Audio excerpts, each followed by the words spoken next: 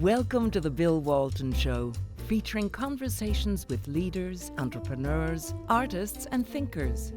Fresh perspectives on money, culture, politics, and human flourishing. Interesting people, interesting things.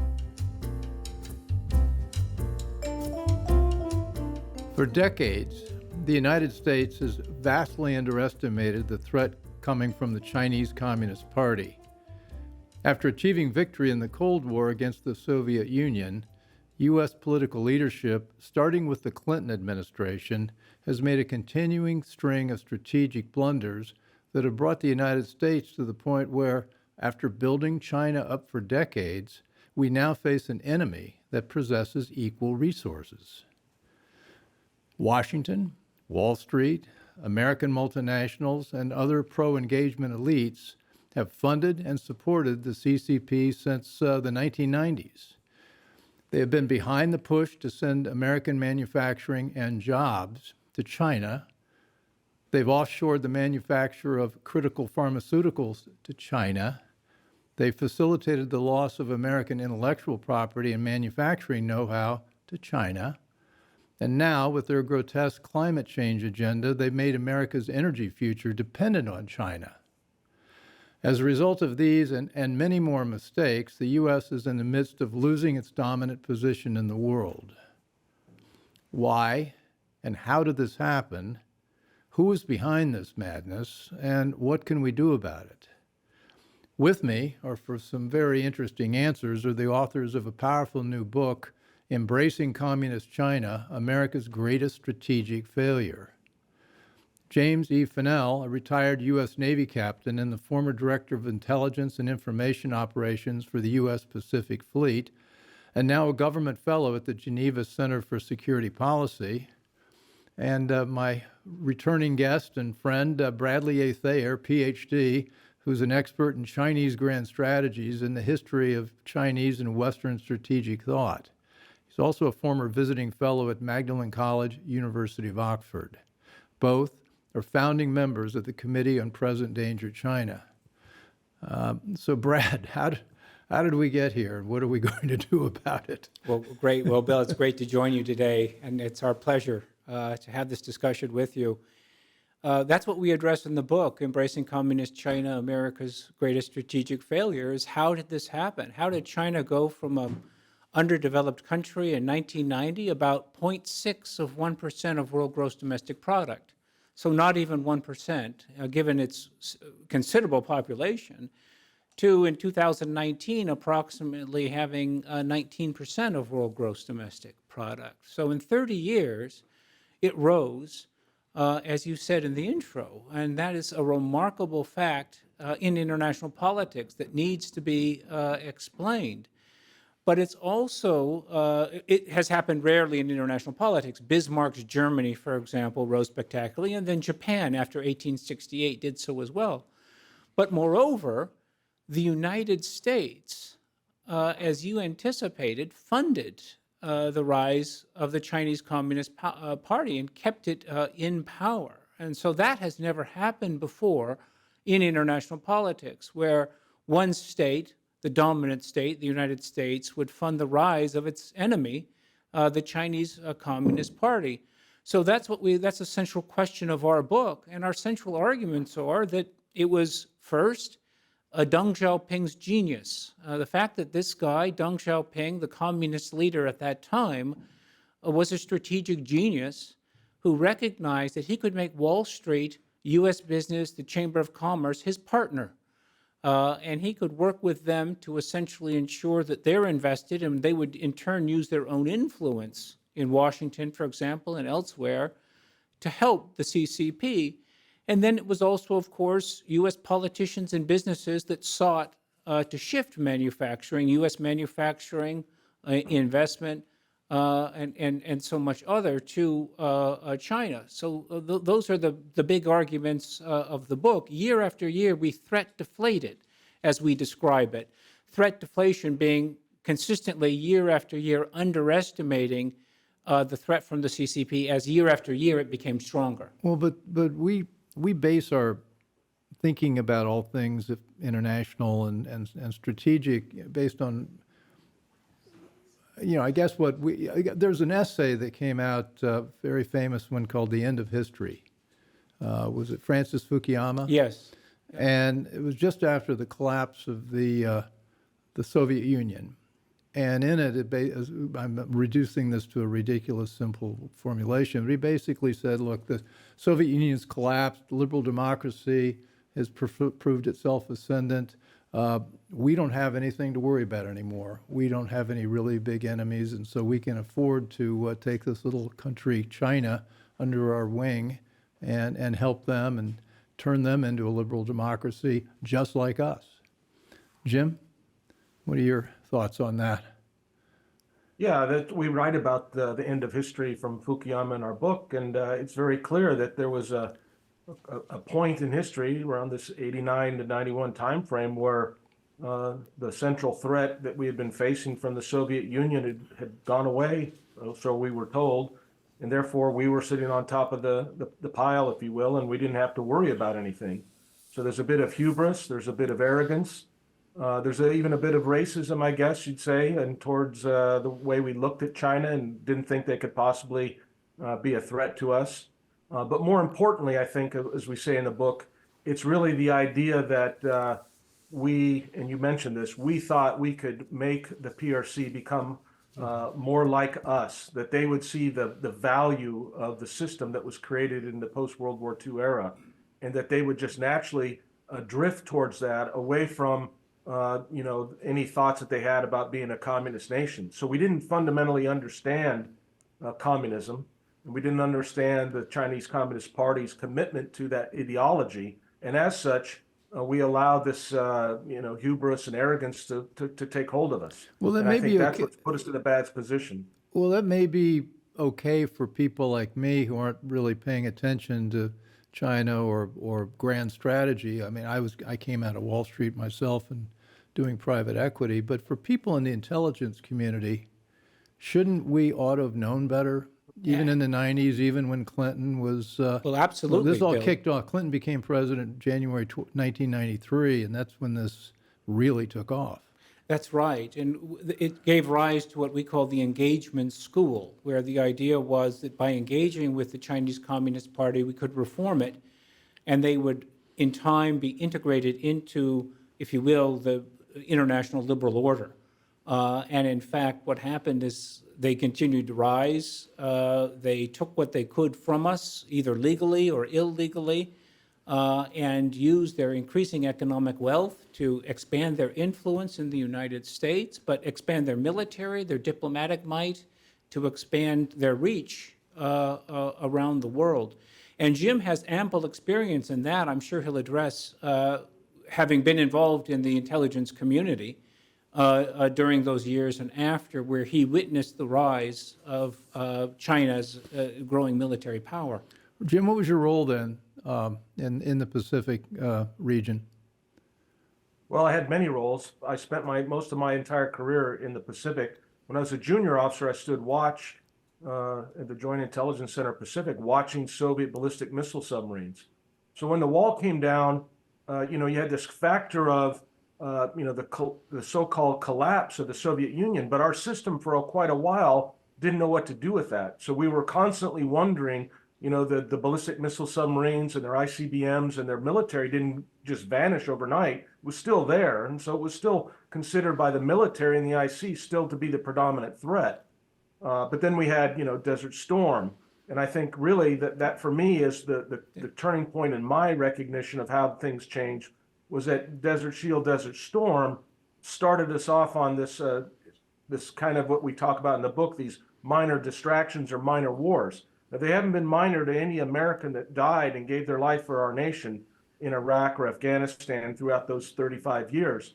I'm not suggesting that. We don't suggest that. But what we do suggest from a national security standpoint and a strategic concern, those events dominated and transformed the Pentagon from kind of being this forward-looking organization that was looking out 50 years towards how to defeat future threats, which is why they were designed in 1947.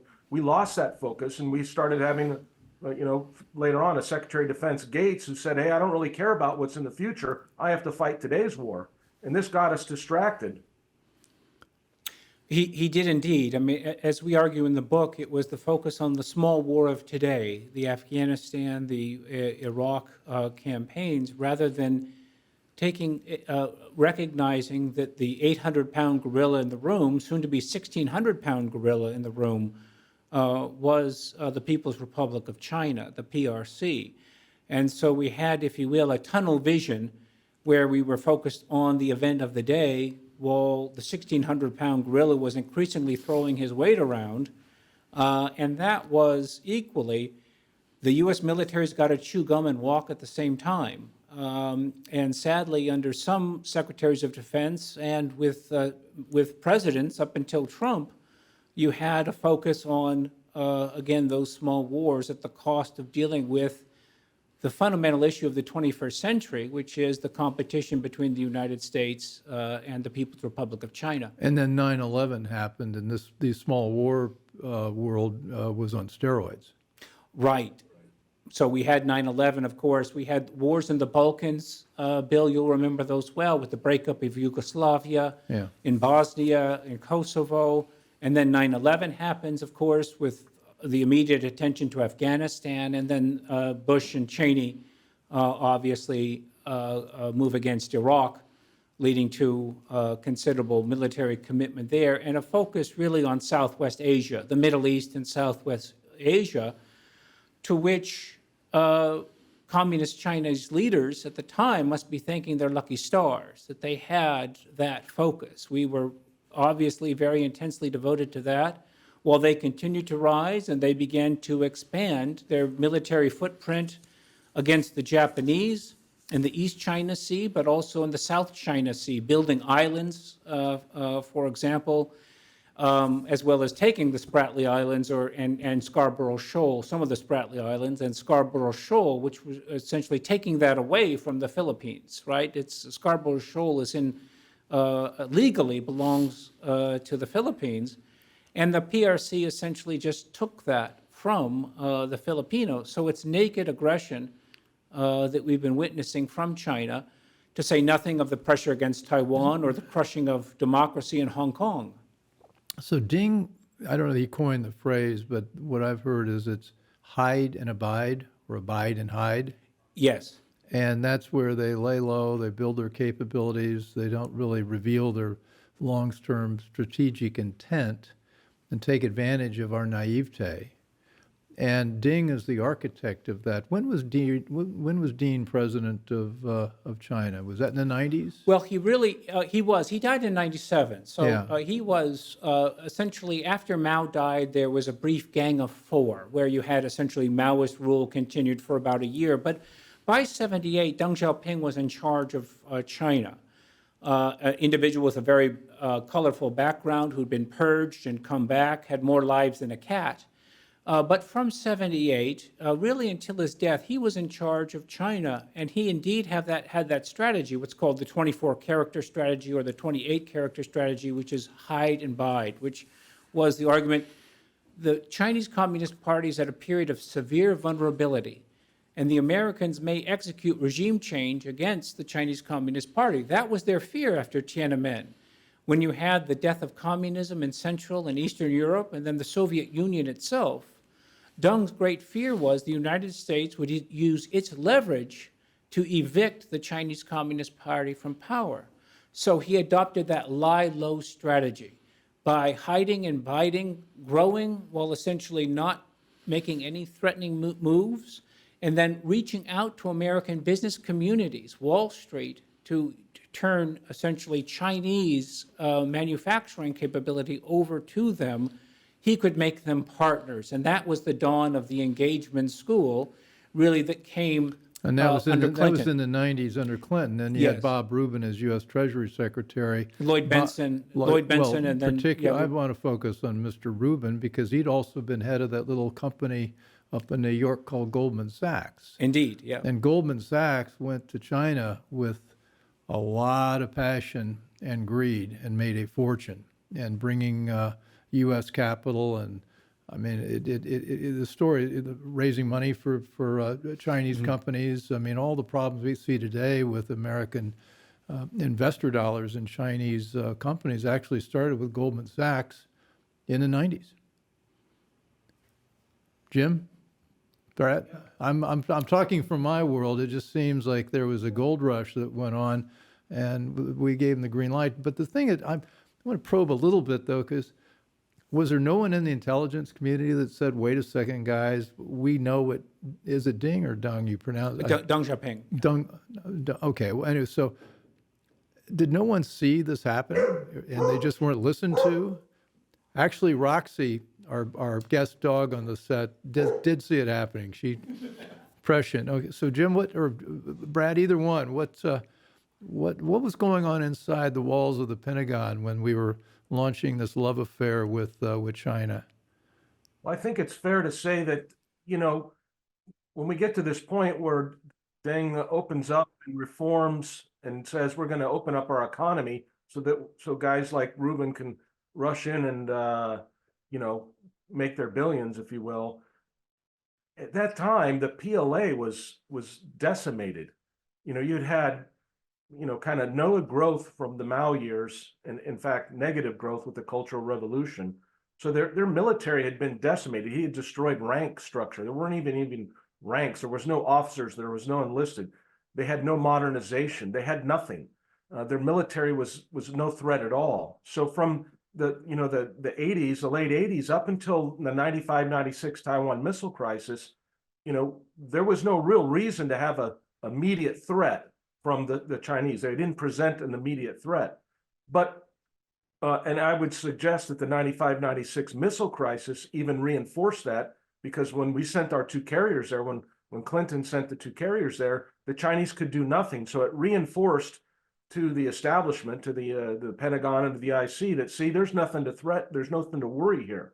But what again, we argue in the book is this is just one way to measure an adversary, is through how many ships or aircraft or ICBMs that they have, instead of truly understanding the ideological framework that they were operating under, and what Deng's strategy was about, which was I'm hiding and biding until I get strong.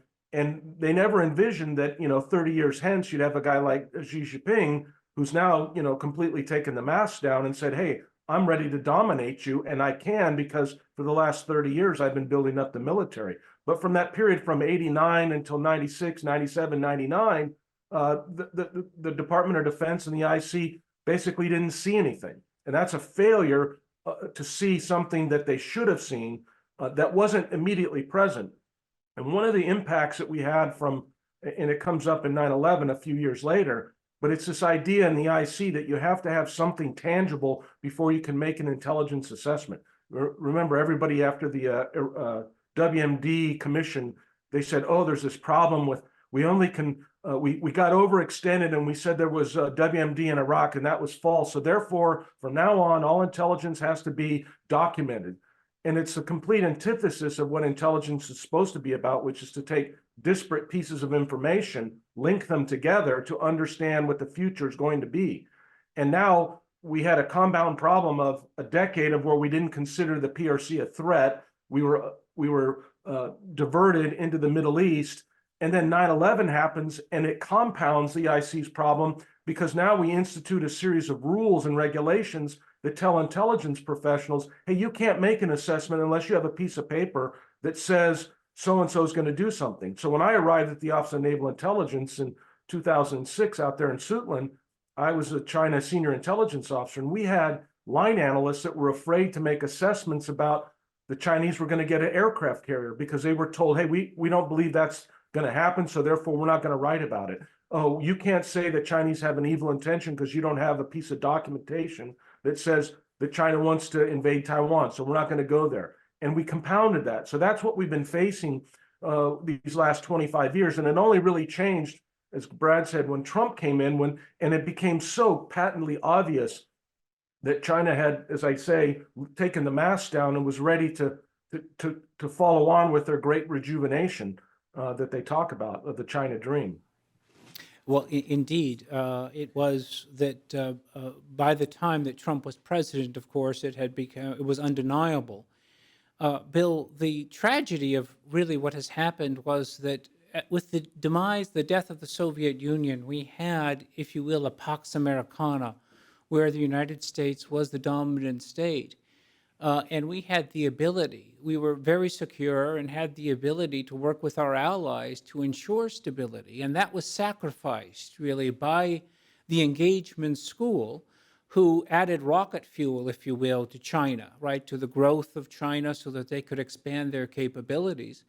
And so that a period of peace we should have had perhaps for 50 years or 75 years, stable international politics has now been sacrificed to with the rise of China and this very aggressive leader, Xi Jinping. Well, yeah, he would be very aggressive. What about Putin's claim now that Russia was ready to work with us after the fall of the Soviet Union? And there would seem to me like there was a golden opportunity to bring Russia into the world community as a citizen and sort of figure out what to do with the nuclear arsenal. You, of course, had to do that, but otherwise, it seems like we could have pushed this in an entirely different direction than where we find ourselves now. Yeah, I think history will judge us for that. I mean, look what we did with the Japanese and the Germans after World War II.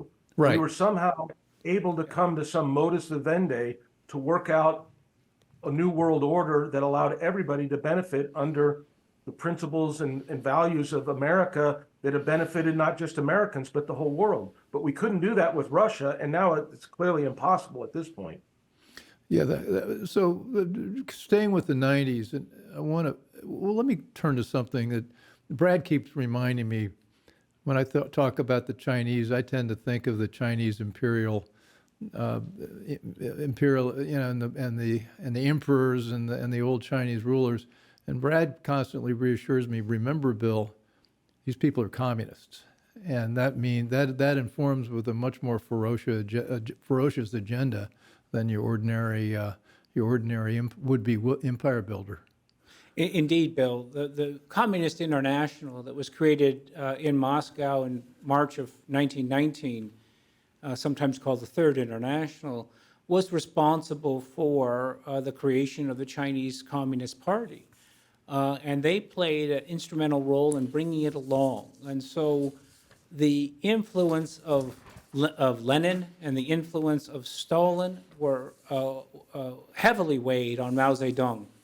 For example, by the time he had dominated the Chinese Communist Party near the end of World War II and thereafter, Mao Zedong saw Stalin as a role model and sought to emulate Stalin in every capacity, in every way, including in his tyranny. And it's a sad, lamentable fact that it was Mao Zedong who killed even more people than Stalin did through his tyranny, through, for example, the Great Famine between 1959 and 1962, which perhaps as many as 40 million or 42 million Chinese citizens died in that famine. So we need to understand the weight of Stalin and the weight of communist ideology on Mao Zedong, and then his influence, his weight, if you will, on Deng Xiaoping and subsequent leaders. And Xi Jinping has been quite clear, again, at the party congresses that they have had, in his statements, that he sees himself as another Mao. He sees himself, indeed, actually, as Mao's equal, or perhaps even greater than Mao Zedong, which shows that he's interested in providing his imprint on communist ideology in China. We need to understand, Bill, that communism in China is absolutely illegitimate. This was imposed by the Soviet Union and the Comintern. It's never asked the Chinese people, right, whether they consent to the rule of the tyranny of the Chinese Communist Party.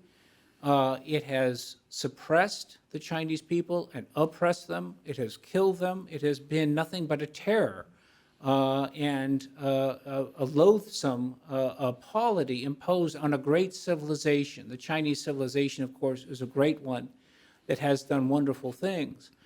But with its tyranny, this Western import, for example, in China, has been absolutely disastrous. And we see with Taiwan what China might have been.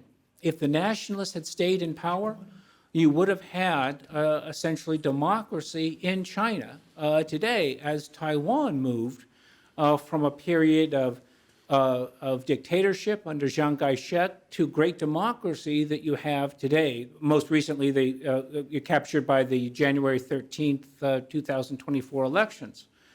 Right, you have a vibrant democracy and a vibrant economy in Taiwan, and that's what China might have been, which is why the CCP hates Taiwan, and they're determined to crush it for an ideological reason as well as for strategic and economic reasons as well. So communism is very serious. It's very much alive and well in the CCP, and it heavily informs their decision-making. I want to stay with this. I want to also talk about one of the big themes of your book, which is threat deflation. But let's stay with the Chinese Communist Party for a bit. Context: 1.2 billion, 1.3 billion people in China. We're not sure exactly how much, but a lot. The Chinese Communist Party has official members, what, 80 million roughly? About 96 now. 96 million members now. And then it's got a Politburo, and then there are like 8 or 9 people that are directly reporting to the president. And does the ideology permeate all 96 million? I mean, are they hardened communists? Or are there many people that say, look, I've got to join the Chinese Communist Party if I want to get ahead? And it's more of a practical choice than an ideological choice. And where I'm going with this is trying to figure out how vulnerable the Chinese Communist Party is if the people of China turn against it. Jim? I would say that, you know, the party is quite large and the party is quite ideologically aligned.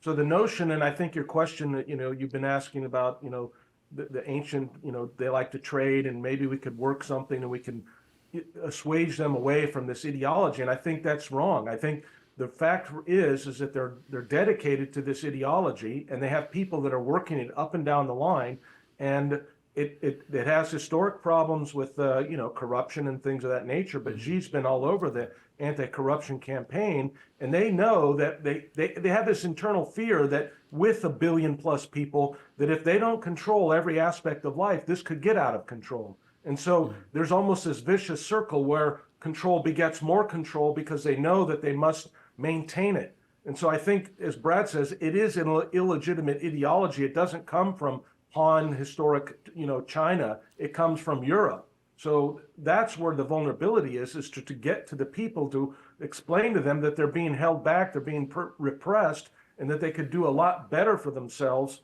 if they were to be unencumbered by the party. That's a tough sell because the party has, over the last, since Deng's opening up of the economy, really helped a lot of people improve their daily livelihood. So it's a tough sell, and the Chinese have done the party's done a great job of also weaving in nationalism, which is another way of helping unify people that would normally you know, may want to challenge the party.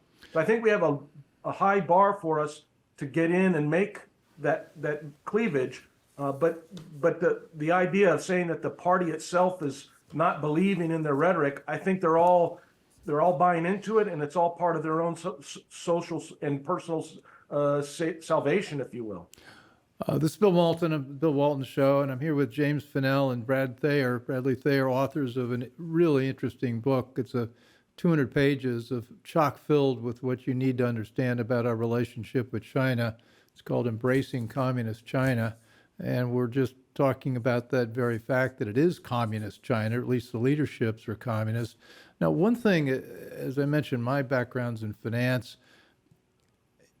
China's become uninvestable. They seem to have a hybrid system for a couple decades, really, beginning in the 90s up until the last 5 or 6 years, where they allowed a lot of entrepreneurs to thrive. I think China at one point had 700 billionaires, more billionaires than the United States, and lots of fortunes were made.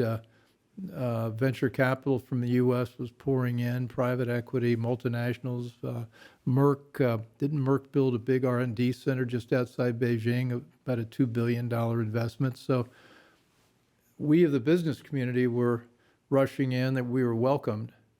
Now that's all changed. Xi's really cracked down on security. They've changed their security laws repeatedly in the last several years, so that if you're, as an investor, if you want to make an investment in a country, you tend to hire a due diligence firm to find out about the laws and the market and the people. Well, they've begun banning those due diligence firms. They've been shutting them down. So you don't know what you're getting into, and anybody responsible with capital is going to say, well, if I don't know what I'm getting into, I'm not going to put any money in. And now, just to further that, the couple $1 trillion that it's already been invested there, I think that's toast. I think that's right. I think the gates are closing, and I don't know how you're going to get out of your investments in China given the new regime's attitudes. I think they're simply going to take it, and that maybe the business community should think that that was their donation to the Chinese Communist Party, because they're not getting it back. Yeah. So that really shows, Bill, that it's a communist ideology. You also want to look at Hong Kong. That's a litmus test. Hong Kong's the goose that laid a golden egg in terms of its, with just how it's British colony until when? In 1997. 1997, and then you want to see, of course, Xi Jinping has crushed it, right? He got rid of essentially the two systems division. Political control, because he's a communist, right? Political control is everything, and he's willing to sacrifice economic growth and wealth for political control. And that shows, that's a very important signal. And it's not at all an accident that U.S. businesses and others, Japanese, Western firms, are finding the difficulties of investing in the CCP, because now the communists don't need them as much anymore, right? They've stolen what they need to steal, and they've learned what they need to know. And so, if you will, the mask has fallen, and you're seeing the brutality of a communist dictator with Xi Jinping.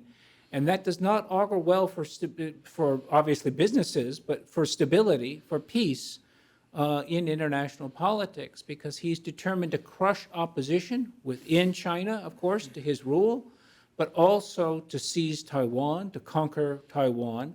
And it also informs his threat perception of the U.S. Why the United States is his enemy is because the United States is the only barrier. The United States is the only force in international politics that can keep him from getting what he wants.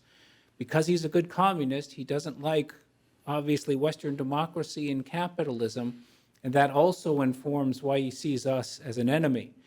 What about his grand strategy, the Belt and Road Initiative, and what they've done in the last 2 or 3 decades to gain, in effect, control over the globalist institutions like the World Health Organization and some of the development banks and all the other multinational, for want of a better word, do-good organizations? They've now captured those, haven't they? Isn't Tedros, head of the World Health Organization, essentially a protege of Xi?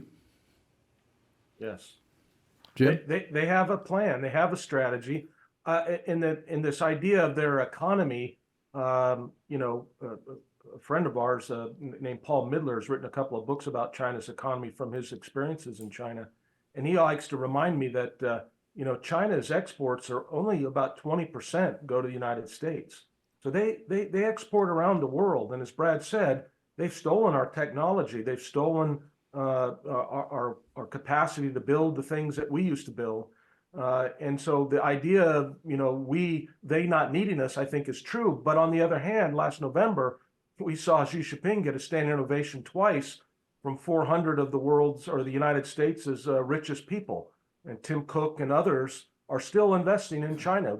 This last week or last month, Apple opened up a brand new research and development center outside of Shanghai and a new boutique in Shanghai. So there are still plenty of people that are pouring money into China. And oh, by the way, when you go to, when Americans go to their retail shopping center and they buy something, how much of the stuff they buy, and you turn it over and you look at where it's manufactured, it's still manufactured in China. And then when you ask people where their 401k money's invested, a lot of it's being invested in China. So I think the issue about decoupling or de-risking, as the Europeans call it, is something that we have to address with ourselves. Is if we're going to get off this issue, if we're going to not have this knife at our throat where the Chinese prioritize their spending, with all the money they get, the party gets, their number one priority is building up their military, which they want to use against us, whether through blackmail or through physical violence. And so we got to figure out how to stop them from doing that. Well, we're taping this show in the D.C. area, and I think there are many people in the deep state here would say, well, just calm down, guys. It's not that bad. The Chinese really are our friends. We'll be our friends. You're overestimating the threat, and to put an exclamation point on that, the Biden administration sent 4 cabinet level officials over there, sort of begging to be forgiven for the mean things that Donald Trump did to them, and that's continuing. And I'm shocked to hear Apple's still putting money in there. I mean, Tim Cook should know better, but maybe he knows something. Maybe the Chinese have told him something that he hasn't told his shareholders yet. Brad? Indeed, I think that what you have witnessed is that Xi Jinping is vulnerable. He's vulnerable politically because fundamentally communism is illegitimate, and it just does not square with Chinese traditional polity. He's also an economic freefall. But I want to talk about I know he's an economic freefall, it has to be, but we'll come back. I want to stay with the threat deflation now. Jim mentioned the standing ovation that Xi got in San Francisco, and it would cost $40,000 to get a seat at the table with him, and it was oversold. It was, yes, oversubscribed. It was oversubscribed, as they say. And of course, I don't know that they were celebrating him so much as they were standing up, hoping they'll get that $2 trillion they've got invested in the country back. But Bill, that's appalling that they did that at a time where he's committing genocide against Muslim, Uyghur, Kazakh, and Kyrgyz Muslims. But let's talk about what's happening in this country with the threat deflation. That's the biggest issue. It's the enemy within. We know. I think you've established, in my mind anyway, Xi's a bad guy. He would really have our lunch if we let him, and we're letting him. Yeah. So why are we letting him? Because the engagement school still has us in an ideological headlock. That's why. Explain that. The engagement school arose as a result of the foundation, if you will, that malevolent genesis between Deng Xiaoping and the Clinton administration, Wall Street, right, where the idea was engagement, trade with China was going to help. It was going to stabilize them, it was going to improve them, and it was going to, if you will, bring them into accord with maybe even make them a democracy among some of the more, I think, a little bit more of some of the individuals were making that argument. That idea that you need to engage with the PRC was then spread to the military, as Jim can attest. It spread to universities. It spread to our media. So the idea, Bill, is exactly as you characterized it, right? Oh, they're not really a threat. It's not really a problem that we face, when in fact they are a problem. And what we need to do, as we argue in the book, is get back to power politics, thinking in terms of the way our fathers, our grandfathers did when they fought World War II and when they fought the Cold War, which was the recognition of the necessity of U.S. power, sustaining U.S. power, to deal with enemies of the United States, to ensure that we worried about relative power, right, to ensure that we remain stronger than the PRC, and we recognize that hard power, military might, or economic health is absolutely essential for giving the United States the ability to defeat our enemies, like the PRC. Well, the hard power strategy, yes, definitely. But the question I always have is with the pronoun we. Who is we? Because with elite capture, and we see so many of our politicians or universities, I mean, all the major institutions in this country seem to have been captured in one way or the other by the Chinese. This subtle strategy that they've had has worked.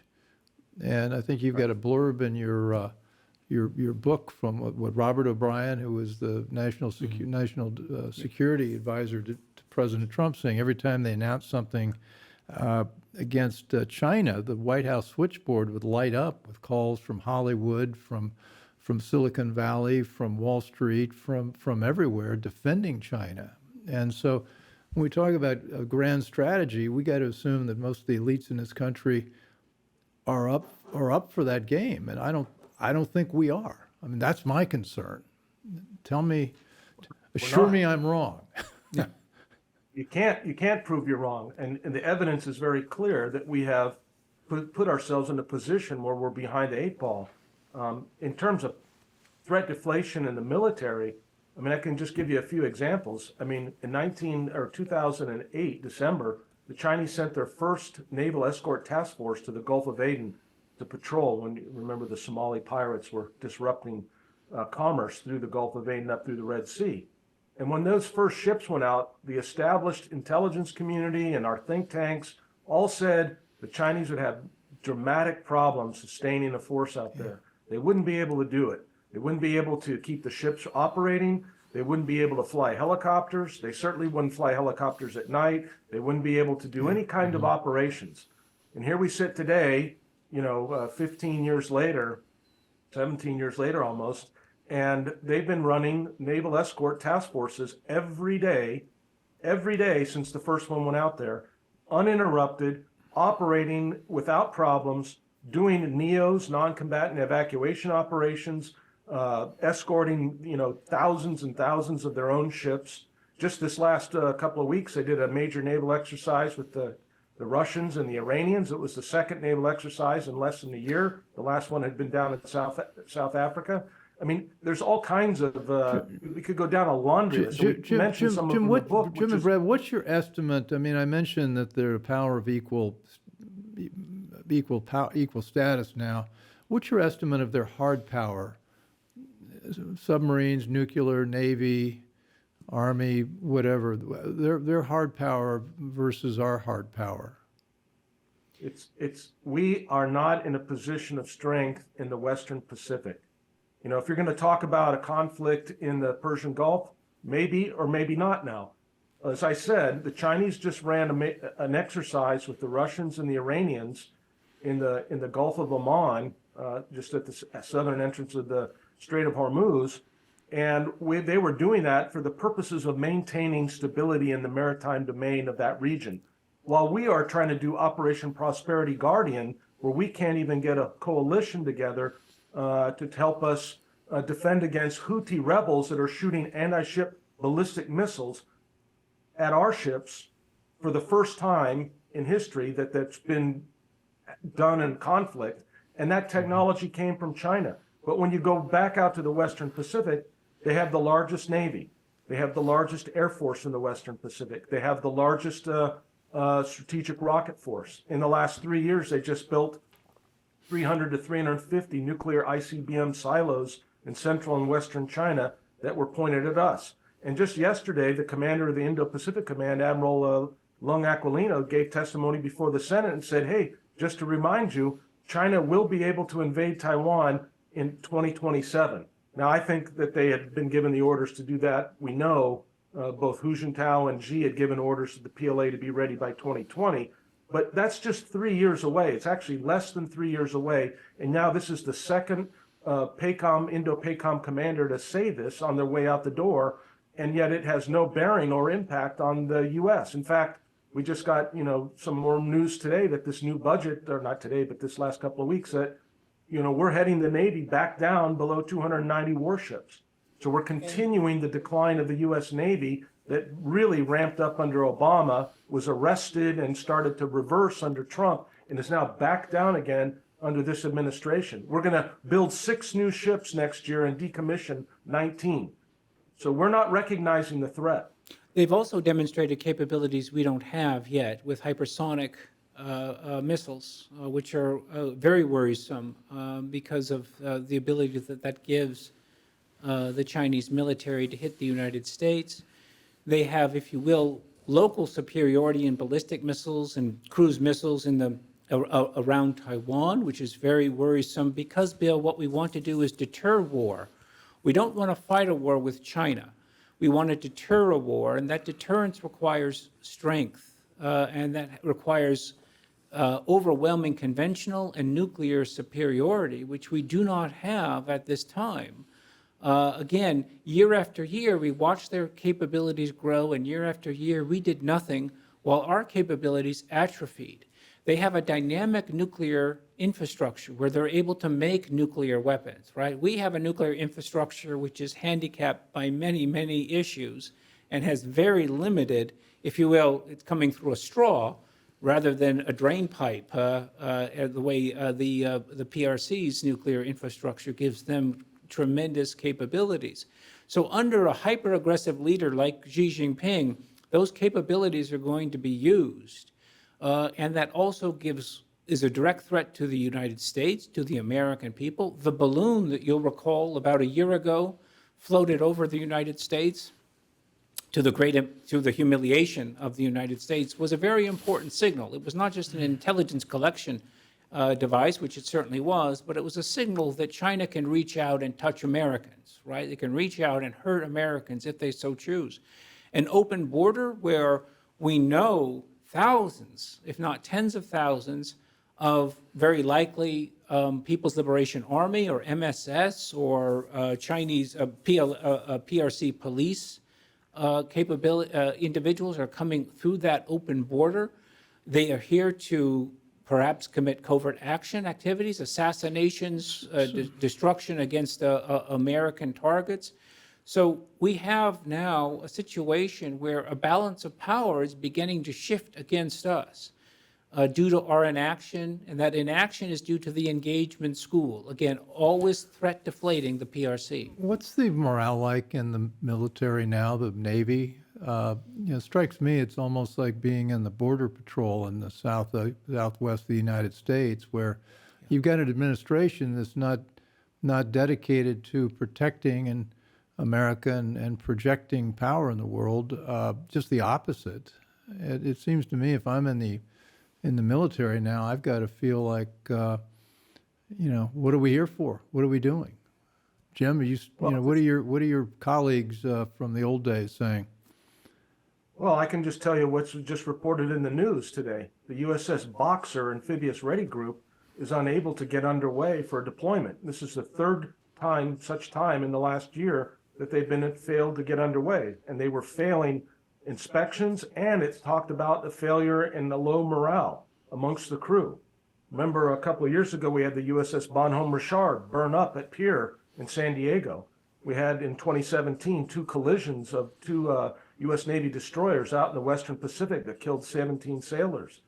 We had some serious morale problems, and then when you add in, things like transgenderism, DEI, CRT, new administrative burdens that we've never seen before. I was just informed here this last week that there's a new classification system for controlled unclassified information that deals with government proprietary data. But this administration's instituted a new control system that has more controls than we give to classified documents. So the administrative burdens that we used to face, and when I was in the Navy, we had CNOs that would come in and try to lift those burdens through wholesale. We're going to lift 25% of the administrative overhead so you can get back to warfighting. That's just being heaped upon this military today. Well, we've got a few minutes left. I've saved the best for last. What should we do? The first place, if we had the Biden administration for another term, God help us, because this is going to continue. But let's presume that Trump wins and Trump comes in. You have an open letter to President Trump. What's in that letter? What should he do once he takes office? Well, the big problem is leadership. We need to have presidential leadership that sees the PRC as a threat. And so what President Trump should do if he returns to office is advance that leadership and dynamically, as indeed he would, advance and address the problems that we face in every realm, in diplomacy, in trade, and in the economic environment. Again, onshoring, Bill, things that went offshore. COVID showed us the vulnerabilities that we have. That has to be addressed, and it still has not been addressed.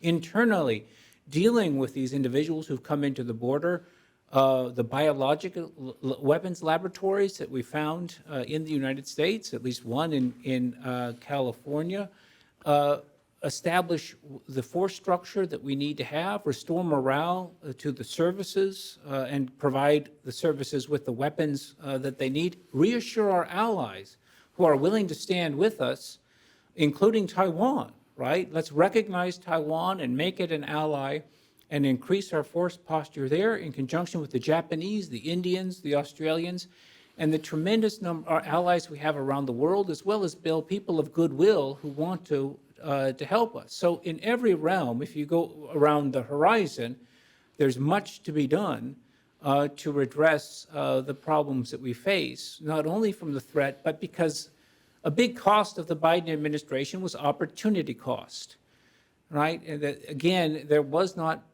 a return to power politics. There was a return to the engagement school under Joe Biden. You mentioned the cavalcade of cabinet officials who went to Beijing to meet with Xi Jinping or to meet with senior officials, and all of those individuals were there to say, hey, things are going back to normal, we're returning to engagement, we're not going to balance against you anymore, we're not going to see you as a threat, but we're going to see you as a partner and ensure that the rocket fuel continues to flow to your economy, again, to save you, Chinese Communist Party, in your moment, another moment, of course, of a great crisis. So leadership is actually essential, but the American people also need to recognize the threat, understand the threat, and that was one of the reasons why we wrote the book, was to address the audience of the American people, which needs to understand why the People's Republic of China is a threat, and what can be done about it, as well as to recognize and steel ourselves for the struggle of the 21st century, which is between the People's Republic of China and the United States. And Jim, of course, has many comments on what Trump should do specifically, but that's a good tour of the horizon of what we need to do. Jim?